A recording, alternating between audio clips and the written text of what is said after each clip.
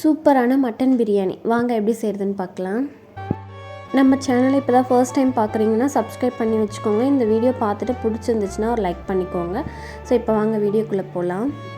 Mutton biryani, mutton gravy, egg raita தான் வந்து அன்றைக்கி லன்ச் மெனு. ஸோ அது வந்து நான் எப்படி செஞ்சேன்றதை உங்கள் கூட ஷேர் பண்ணிக்கிறேன்.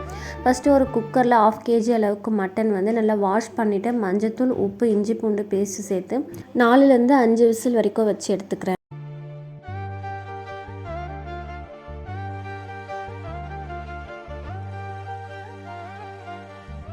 ஸோ மட்டன் வந்து வேகட்டும், அதுக்குள்ளே நம்ம அரிசியில் அளந்து எடுத்துக்கலாம். இந்த டம்ளரில் 2 டம்ளர் அளவுக்கு பாஸ்மதி ரைஸ் எடுத்திருக்கேன். அரிசி வந்து நல்லா வாஷ் பண்ணிவிட்டு தண்ணியில் ஊற வச்சுக்கிறேன். ஸோ இப்போ பார்த்தீங்கன்னா பிரியாணிக்கு நான் 2 வெங்காயம் 2 தக்காளி எடுத்திருக்கேன். வெங்காயம் தக்காளி எல்லாமே இந்த மாதிரி ஸ்லைஸாக வந்து கட் பண்ணி எடுத்திருக்கேன். 6 பச்சை மிளகா, நெக்ஸ்ட்டு கொத்தமல்லி, புதினா எல்லாமே வந்து கட் பண்ணி எடுத்திருக்கேன்.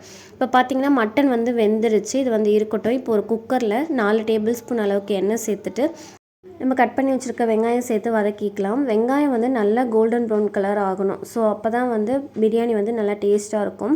இப்போ வந்து பச்சை மிளகாய், தக்காளி எல்லாமே சேர்த்து நல்லா வதக்கிக்கலாம். இப்போ வெங்காயம் தக்காளி வந்து நல்லா குழஞ்சி வந்ததுக்கப்புறம் பார்த்திங்கன்னா கட் பண்ணி வச்சுருக்க புதினா, கொத்தமல்லி எல்லாமே சேர்த்து வதக்கிக்கலாம். இந்த புதினா, கொத்தமல்லி எல்லாம் சுருண்டு வந்ததுக்கப்புறம் பார்த்திங்கன்னா மசாலாஸ்லாம் ஆட் பண்ணிக்கலாம்.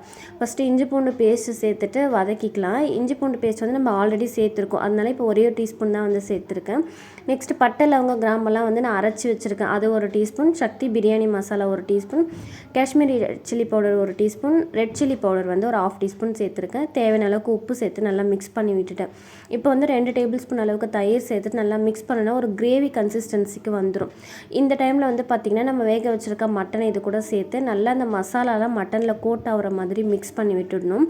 ஸோ இப்போ பாருங்கள், இந்த அளவுக்கு கிரேவி மாதிரி வந்தால் தான் வந்து நம்மளுக்கு வந்து டேஸ்ட் வந்து நல்லா சூப்பராக இருக்கும். இப்போ நம்ம மட்டன் வேக வச்ச தண்ணி இருக்குது பார்த்திங்களா, அதுவும் அரிசி ஊற வச்சுருக்க தண்ணி இருக்குது பார்த்திங்களா, அதுவுமே வந்து இப்போ சேர்த்துக்கலாம். இந்த டைமில் வந்து நான் 2 டம்ளர் அரிசி எடுத்தேன் பார்த்திங்களா, அதனால் 3.25 டம்ளர் தண்ணி வந்து கரெக்டாக இருந்தது. அதை வந்து நான் சேர்த்துருக்கேன்.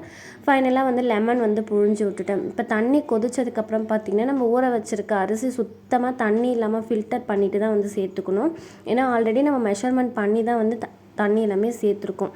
அதனால் வந்து அரிசி சேர்த்துட்டு ரொம்ப கலரக்கூடாது, லைட்டாக வந்து மிக்ஸ் பண்ணி விட்டுட்டு ஃபைனலாக 1 டீஸ்பூன் நெய் சேர்த்துட்டு நல்லா கொதிச்ச உடனே குக்கரை க்ளோஸ் பண்ணிவிட்டு சிம்மில் வச்சுட்டு 10 மினிட்ஸ் மட்டும் வைங்க கரெக்டாக. அதுவே வந்து ஒரு கரெக்டான அளவாக இருக்கும். அடி பிடிக்காமல் நல்லா உதிரியாக வரும். நீங்களும் கண்டிப்பாக வந்து ட்ரை பண்ணி பாருங்கள். சைட் பை சைட் பார்த்தீங்கன்னா மட்டன் கிரேவியுமே வந்து ரெடி பண்ணிகிட்டு இருந்தேன். வெங்காயம் தக்காளியெலாம் நல்லா வதக்கிட்டு மிளகு அரைச்சி ஊற்றி தான் வந்து கிரேவி ரெடி பண்ணேன். சூப்பர் டேஸ்ட்டாக இருந்தது. நெக்ஸ்ட்டு வந்து ரைத்தாக்காக ஆனியன் வந்து பஜ்ஜி சீவல் இருக்குது பார்த்தீங்களா, அதில் சீவிட்டு தயிர் உப்பெல்லாம் சேர்த்து மிக்ஸ் பண்ணி வச்சுட்டேன். இப்போ முட்டையுமே வந்து வேக வச்சு தோல் உரித்து எடுத்து வச்சுருக்கேன். இப்போ வந்து பார்த்திங்கன்னா கிரேவியுமே வந்து ரெடி ஆகிடுச்சு. ஃபைனலாக கொத்தமல்லி இலை தூவி வந்து இறக்கிட்டேன். இப்போ பிரியாணி வந்து 10 மினிட்ஸ் முடிஞ்சதை இறக்கி வச்சுட்டேன். இந்த ப்ரெஷர்லாம் போனதுக்கப்புறம் ஓப்பன் பண்ணோன்னா வந்து நல்லா உதிரியாக வந்தது. நீங்களே வந்து வீடியோவில் பார்க்கும்போதே தெரியும். இது வந்து ஃபுல்லாக வந்து மிக்ஸ் பண்ணாமல் ஃபஸ்ட்டு சைட்லேருந்து இந்த மாதிரி எடுத்து விட்டு மிக்ஸ் பண்ணிங்கன்னா வந்து குழையாமல் வரும். எல்லாமே சைடில் ஃபுல்லாக எடுத்து விட்டுட்டு அதுக்கப்புறம் மிக்ஸ் பண்ணுங்கள். அப்போ தான் வந்து ஈவனாக வந்து நம்மளுக்கு மிக்ஸ் ஆகி வரும். இதில் ஸ்டார்டிங்கில் பார்த்துருந்திங்கன்னா தெரிஞ்சிருக்கும், நான் எண்ணெயில் வந்து பட்டை, லவங்கம், கிராம்பு எந்த ஸ்பைசஸுமே ஆட் பண்ணல. நான் வந்துட்டு அந்த ஸ்பைசஸ் எல்லாமே வறுத்து அரைச்சி பொடி பண்ணி வச்சு தான் வந்து சேர்த்துருந்தேன். ஸோ அதனால் வந்து டேஸ்ட் வந்து சூப்பராக இருக்கும். நீங்களும் வந்து இதே மாதிரியே ட்ரை பண்ணி பார்த்துட்டு எப்படி இருக்குன்னு கமெண்ட்டில் சொல்லுங்கள். இந்த வீடியோ பிடிச்சிருந்தா லைக் பண்ணிக்கோங்க. நம்ம நெக்ஸ்ட் ஒரு இன்ட்ரெஸ்டிங்கான வீடியோட பார்க்கலாம். பாய்.